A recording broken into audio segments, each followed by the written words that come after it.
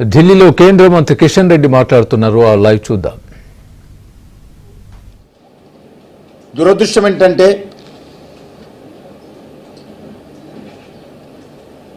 ఈ దేశంలో ఉన్నటువంటి ప్రతిపక్ష నాయకుడు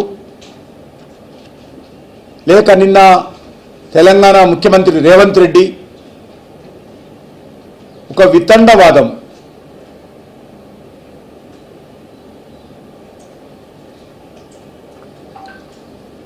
లేవదీస్తున్న విషయాన్ని సందర్భంగా మనవిస్తున్నాను.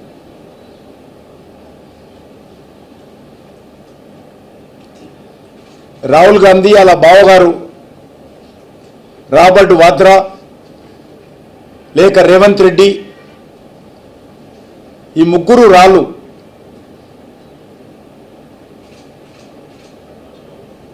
దేశ సైనికులను అవమానం చేసే విధంగా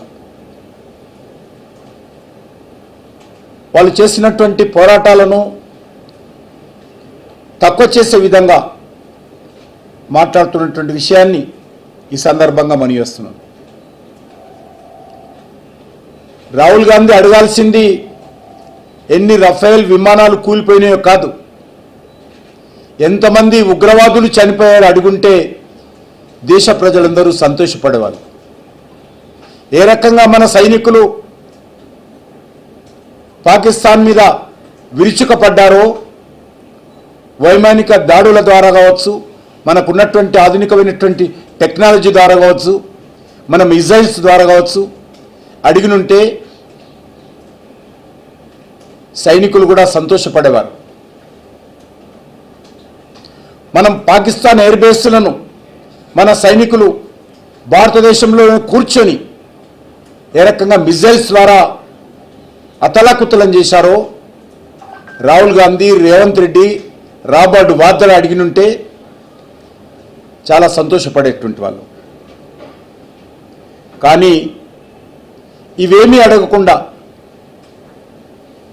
అది రేవంత్ రెడ్డి కానీ రాహుల్ గాంధీ కానీ ఎవరైనా సరే ఎన్ని రఫేల్ విమానాలు కూలిపోయాయో లెక్క చెప్పండి అంటారు.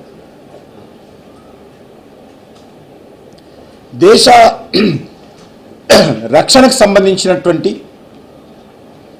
ఇలాంటి సున్నితమైనటువంటి అంశాలలో బాధ్యతారహితంగా ఇర్రెస్పాన్సిబుల్గా 55 సంవత్సరాల వయసు వచ్చినా ఇంకా మెచ్యూరిటీ రాకపోవడం రాహుల్ గాంధీకి ఒక ప్రతిపక్ష నాయకుడిగా ఉండడము దేశ ప్రజల దురదృష్టకరమని సందర్భంగా మనవిస్తున్నాను.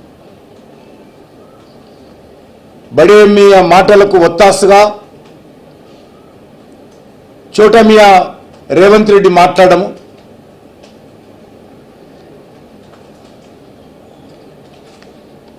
Copy to copy, same to same ఏదైతే రాహుల్ గాంధీ మాట్లాడాడో బడేమియా హైదరాబాద్లో కూర్చొని చోటేమియా అదే విషయాలు ఒక అక్షరం పొల్లుపోకుండా నిన్న భారత సైన్యాన్ని, భారత ప్రభుత్వాన్ని ప్రశ్నించడం జరిగింది.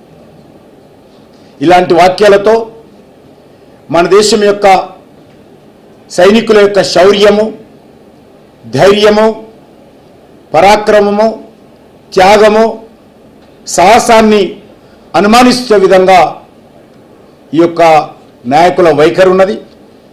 ఒక దిక్కు మన దేశానికి సంబంధించినటువంటి అన్ని పార్టీల పార్లమెంట్ సభ్యులు ప్రపంచంలో అనేక దేశాలలో తిరుగుతూ ఆపరేషన్ సింధూర్కు సంబంధించినటువంటి విషయాలు, పాకిస్తాన్ ఉగ్రవాద చర్యలు ఏ రకంగా భారతదేశం ఎదుర్కొంటుంది, ఏ రకంగా పాకిస్తాన్ సైనికులకు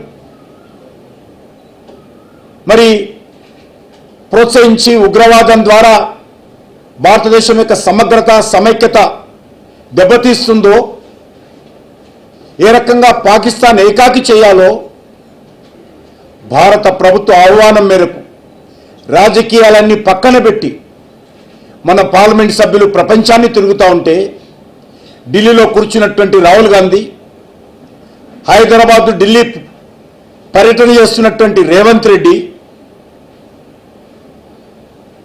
పార్లమెంట్ సభ్యులు చేసినటువంటి ఈ కార్యక్రమాలన్నీ నీళ్లు జల్లే విధంగా బూడిదల పోసే పన్నీర్ అయ్యే విధంగా వ్యవహరించడం ఏదైతున్నదో దేశ ప్రజలందరూ గ్రహిస్తున్నారు, చూస్తున్నారన్న విషయాన్ని రాహుల్ గాంధీ, రేవంత్ రెడ్డి అర్థం చేసుకోవాల్సినటువంటి అవసరం ఉంది.